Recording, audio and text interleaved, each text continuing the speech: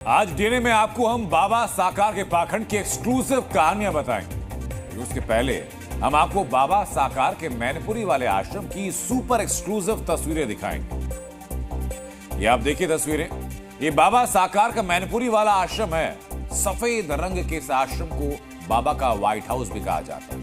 बाबा की हरकतें, ढोंग, हकीकत और खुलासे तो आपको दिखाएंगे, लेकिन उसके पहले बाबा का आशियाना देखिए। संगमरमर के रंग में रंगा विशाल, भव्य, सुंदर, आलीशान और रुतबे वाला आश्रम है बाबा का। इस आश्रम की एक एक डिटेल बताऊंगा आपको। बाबा साकार के मैनपुरी वाले आश्रम की ये तस्वीरें हैं जिन्हें जी न्यूज ने ड्रोन कैमरे से शूट किया है। यह आश्रम किसी 5 सितारा होटल से कम नहीं है, बल्कि जितनी जमीन में बाबा का ये 5 स्टार आश्रम बना है, उतनी जमीन कई 5 स्टार होटल्स के पास होती भी नहीं। बाउंड्री देखिए, लगभग 10 से 12 फीट ऊंची बाउंड्री, उसके ऊपर शानदार रेलिंग। एक तरफ की बाउंड्री खत्म होते ही सोने के रंग में रंगा एक विशाल काय मेन गेट सामने आता है। भक्त कहते हैं कि इस गेट में अंदर की दुनिया बाहर की दुनिया से एकदम अलग है। अब दोनों दुनिया में क्या और कितना अंतर है, ये आपको हम बताएंगे, लेकिन उसके पहले ये तस्वीरें जरा देखिए। ये तस्वीरें बाबा के भव्यतम आश्रम की एक बानगी भर है, क्योंकि ये सिर्फ बाहर की तस्वीरें हैं। आप अंदर जाएंगे, जी न्यूज पर डीएनए में आपको बताएंगे कि इसमें कितने कमरे हैं। यह आश्रम लग्जरी रिजॉर्ट की तर्ज पर बना है। गाड़ी जब इस मेन गेट के अंदर से घुसती है तो एक लंबा पोर्च बना है। बीच में बड़ा सा गार्डन भी आप देख पा रहे हैं, एकदम क्लासिक डिजाइन वाला गार्डन। सरकारी दस्तावेजों से खुलासा हुआ कि आश्रम 21 बीघा जमीन पर बना है, जिसके लिए जमीन बाबा साकार को 3 से 4 साल पहले तोहफे में गिफ्ट में मिली थी। बाबा ने आश्रम तक पहुंचने के लिए प्राइवेट रोड भी बनाई हुई। बाबा साकार के इस आलीशान आश्रम में 8 आलीशान कमरे हैं, जिनमें से 2 कमरे बाबा के निजी इस्तेमाल के लिए रिजर्व रखे गए। हाथरस में भगदड़ के बाद बाबा साकार भागकर सबसे पहले इसी आश्रम में आया था और कहा यह भी जा रहा है कि बाबा साकार अभी भी इसी आश्रम में छिपा है।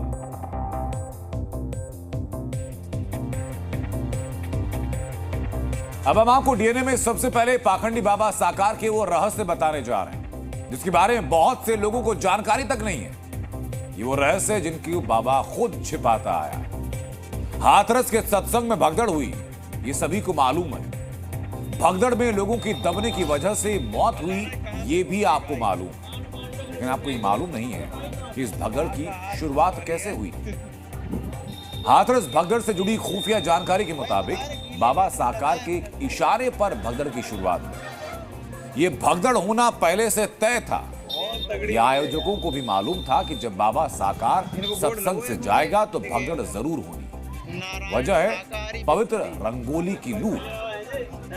दरअसल सत्संग में बाबा साकार के रास्ते पर 200 मीटर तक एक रंगोली बिछाई जाती है और ये रंगोली करीब 2.25 टन बुरादे से बनाई जाती है। हर सत्संग में बाबा के जाते ही यही रंगोली लूटने की कोशिश होती है।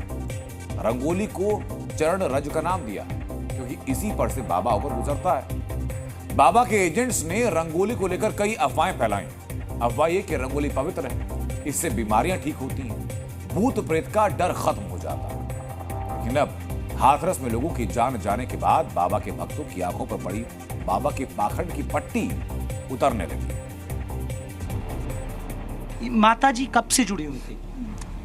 बोले है कि 5-6 साल से ये करीब जाती आती थी। तो आपको क्यों जुड़ी थी? क्या आपको लग रहा था कोई कल्याण हो रहा था, कोई फायदा हो? कल्याण रहा, हमारे घर में कोई कल्याण रहा है। तो अब ये इतना बड़ा दर्दनाक हादसा हो गया, तो अब आप क्या कहेंगे? अभी एक ढोंगी बाबा कहेंगे या आपको लग रहा है? ढोंगी है और अंधविश्वास है।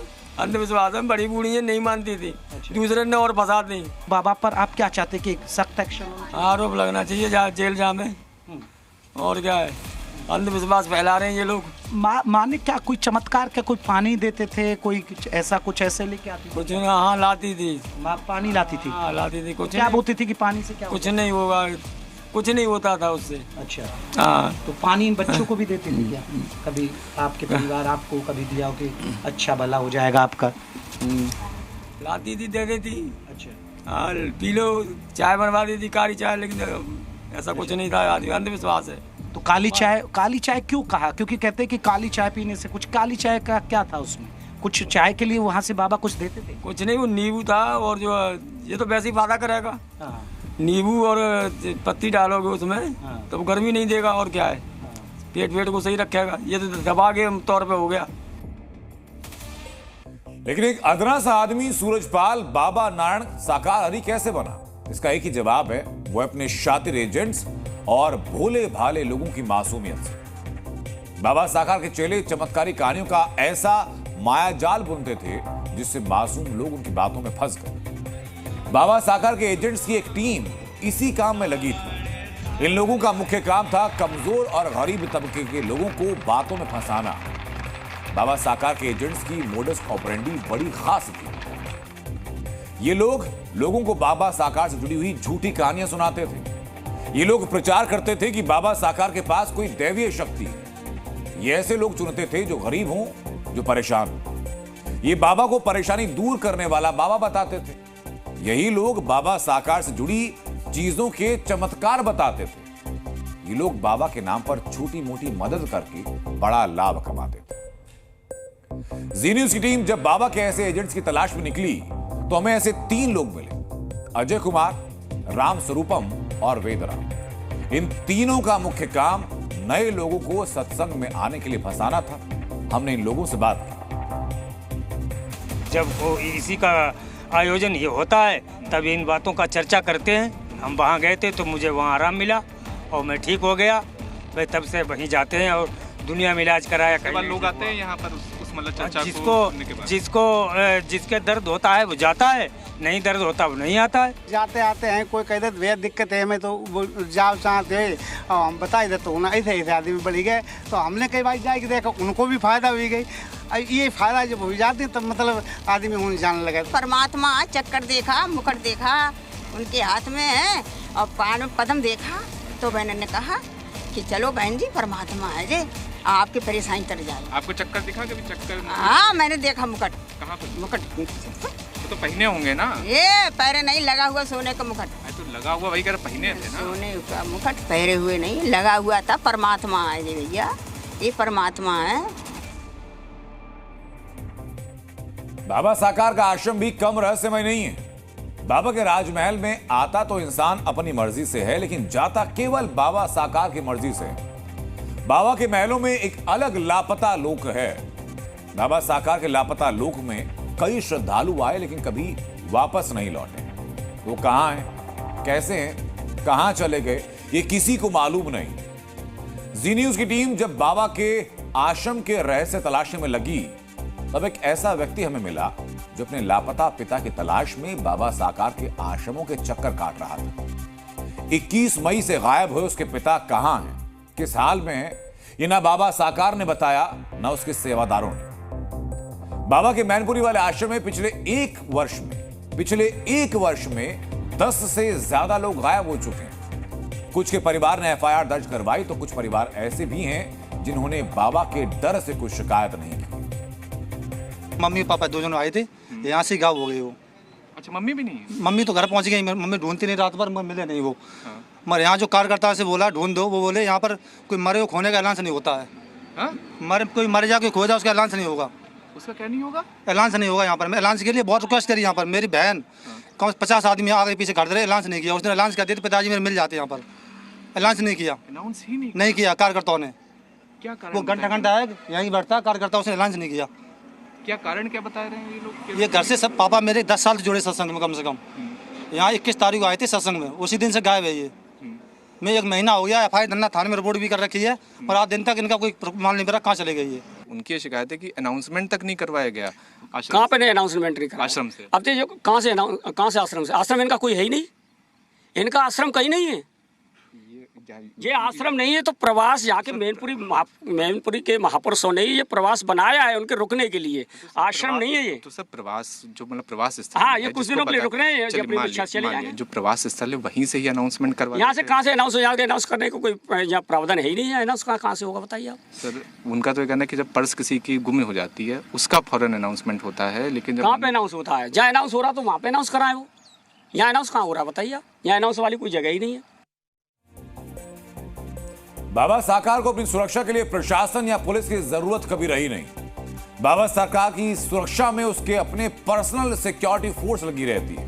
ये सिक्योरिटी फोर्स बाबा साकार की सुरक्षा के साथ भक्तों को मैनेज करने का काम करती है। जैसे किसी भी देश में 3 तरह की सेनाएं होती हैं, थल सेना, नौसेना और वायु सेना। वैसे ही बाबा साकार हरि के पास भी 3 तरह की सेनाएं होती हैं। पहली है नारायणी सेना। ये सेना गुलाबी रंग का कपड़े पहनती है। ये एक तरह के सेवादार होते हैं। इनकी 50-50 के बटालियन में बांट करके काम करवाया जाता है। दूसरी गरुड़ योद्धा। ये ब्लैक कैट कमांडो जैसे भेष में रहते हैं, सिर पर काला कपड़ा बांध कर रखते हैं। ये 20-20 के जवानों की टुकड़ी में रहते हैं। तीसरी है हरिवार। ये सेना भूरे रंग के कपड़े पहनती है। 25-25 की टुकड़ियां इनकी बनाई जाती है। बाबा साकार की सेना में लेडी कमांडो भी होती है।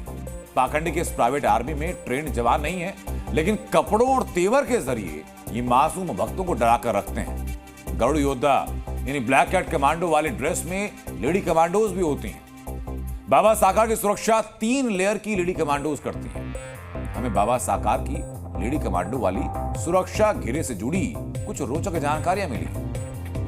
देखिए, हमारे साथ वो कमांडो मौजूद हैं जो सेना को कहीं ना कहीं, बाबा की सेना को एक महत्वपूर्ण अंग अदा करके खुद के द्वारा उसको धार देते थे। तो हमारे साथ 2 महिलाएं हैं, एक जल सेना में थी और दूसरी इन्होंने जो सेना की वर्दी है उसको धारण किया था। लेकिन ये कह रही हैं कि ये सेना भाव नहीं बल्कि सेवा भाव होते हैं। पहले आपका नाम जानेंगे। गुड़िया। गुड़िया जी, आपने वर्दी वाली जो सेना है उसको ज्वाइन किया था? हाँ भैया, हमने उसको ज्वाइन किया तो उसमें केवल जो आत्माएं आती हैं जिनके शरीर में परेशानियां होती हैं तो उनको हम लेकर के बस बैठा देते हैं पंडाल के बाहर, क्यों उनको बहनों और देखती हैं। यानी मतलब जैसी शक्तियां हैं उनको कंट्रोल करने के लिए आप लोग सेना की वर्दी पहनते हैं। मतलब जैसे कोई परेशान है, जैसे अस्पताल में होते हैं तो परेशान होते तो डॉक्टर को बुलाते हैं, तो वहाँ डॉक्टर की कोई काम नहीं होता, वैसे मैदान में उनको बैठा देते हैं। बहनों अगल बगल से घेरा लगाए रहती हैं और बस देख रहती कि मतलब कहीं भागे ना, बाहर न जाने पर। अपने जिला में आप बुला रहे हैं तो आप कमांडर बनेंगे, अध्यक्ष बनेंगे, कोई भैया अध्यक्ष बनते हैं, कोई कमांडर बनता है। एक और सवाल कि इसमें क्या उम्र की सीमा होती है कि मतलब जो थोड़ा बुजुर्ग होगा वो दूसरा काम लेगा, जो यंग एकदम युवा होगा वो कमांडर बनेगा, इस तरह का? कमांडर देखिए जिसकी जैसी इच्छा होती है। अब आपको बताते हैं कि बाबा साकार कैसे अपने भक्तों को नजरों पर अपने पाखंड का चश्मा फिट कर देता था। आपने बाबा साकार के जितने वीडियो देखे उसमें ध्यान दिया होगा कि बाबा हमेशा चश्मा पहनकर रहता है। चाहे धूप हो, बरसात हो, बाबा की आंखों से चश्मा नहीं उतरता, लेकिन चश्मा बदलता जरूर है। इन चश्मों का अपना रहस्य है और चश्मे के अलग अलग रंग का अपना एक अलग राज भी है। बाबा साकार नीला चश्मा पहनकर भक्तों की बीमारी ठीक करने का दावा करता था। हरा चश्मा पहन करके भूत प्रेत उतारने का नाटक किया करता था। ब्राउन चश्मा पहनकर वो लोगों के जीवन में शांति लाने का दावा करता था। काला चश्मा पहनकर वो लोगों को सुखी करने का दावा करता था। और ट्रांसपेरेंट लेंस का चश्मा पहनकर वो भक्तों के मन में झांकने का स्वांग रचा करता था। यानी चश्मे बदल बदल कर बाबा साकार अपने भक्तों की आंखों में धूल झोंकता था और लोग समझते थे कि बाबा कितना बड़ा अंतर्यामी। बाबा साकार के पास पाखंड के अनगिनत तरीके हैं जिनसे वो लोगों को बेवकूफ बनाता है। बाबा के पाखंड वाले हैंडपंप की कहानी अब जरा सुनाते हैं आपको। बाबा साकार के कासगंज वाले आश्रम के नजदीक बहादुर नगर गांव में एक लाइन से हैंडपंप लगे हैं। बाबा के दर्शन को आने वाले अनुयायियों के लिए यह हैंडपंप एक चमत्कार है, क्योंकि बाबा यह कहता है कि हैंडपंप का पानी अमृत के समान है। इन हैंडपंप का पानी पीने से बीमारियां जल्द ठीक हो जाती हैं। जो भी भक्त बाबा के दर्शन को यहां आता है हैंडपंप के पानी को प्रसाद के रूप में ग्रहण करता है और अपने साथ लेकर के जाता है। लेकिन बाबा के पाखंड के हैंडपंप उखड़ चुके हैं और बाबा का हैंडपंप वाले चमत्कार की पोल भी खुल चुकी है। जी न्यूज के कैमरे पर अब आप बाबा के हैंडपंप वाले पाखंड की हकीकत जरा सुनिए। यहाँ पर बाबा के आश्रम के ठीक पास यहाँ पर 10 हैंडपंप लगे थे, जिसकी तस्वीरें कल भी हमने अपने दर्शकों को दिखाई थी। कैसे इस हैंडपंप से चमत्कार का दावा किया जाता था। जो भी बाबा के कहने पे इसका पानी पीता है उसकी बीमारी दूर हो जाती है। लेकिन आज यहाँ से लगभग 2 हैंडपंप को यहाँ से हटा लिया गया है और ये तस्वीरें देखिए, अब से कुछ देर पहले लगभग 5 मिनट पहले यहाँ पर 2 हैंडपंप हुआ करते थे, उसे यहाँ से हटा लिया गया। ये हमें तो कोई आपत्ति नहीं है, मगर यही आपत्ति है हमारे खेत में ट्रैक्टर नहीं जाता है। अच्छा। और 1-1 घंटा खड़े रहते हैं हम। अच्छा। हाँ। क्यों नहीं जा पाता है? ये नल वगैरह लगा रखे हैं और ये चक्रोट डाल दिया है। चक्रोट डाला तो नीचे हो तो जाने करने में आसान है। हाँ।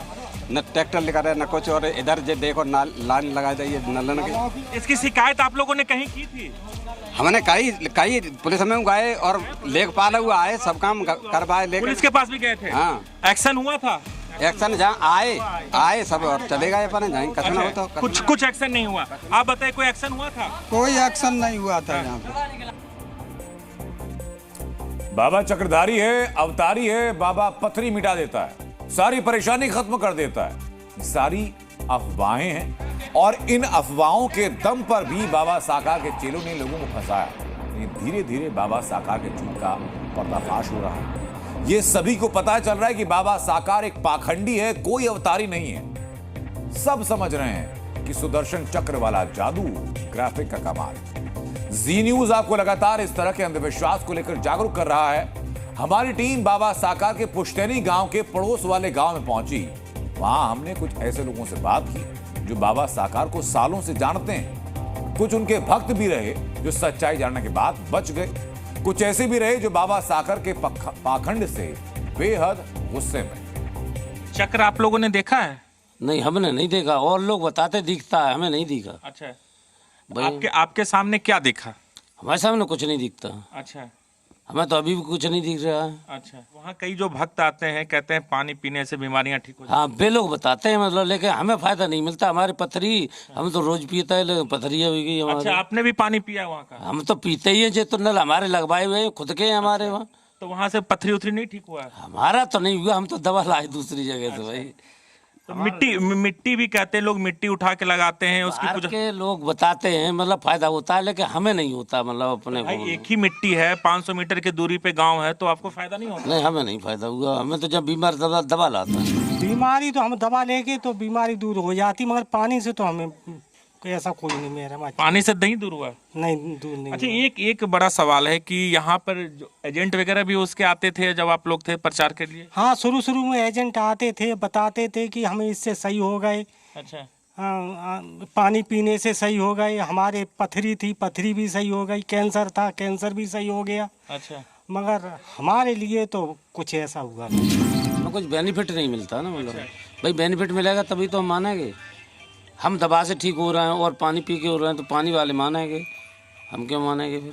मतलब आप लोगों को कोई फायदा नहीं है उस गांव का? हमें उसको कोई फायदा नहीं। मामूली सा सिपाही इतना बड़ा साम्राज्य कैसे स्थापित कर लिया? पैसा नहीं लेता है, मतलब जैसे आपने कहीं 10 कमरे बनवाने हैं तो उनने की 3 कमरे हम बनवा देंगे, आपने ऐसे करवाता वो, मतलब पैसे कैश में किसी से नहीं लेता।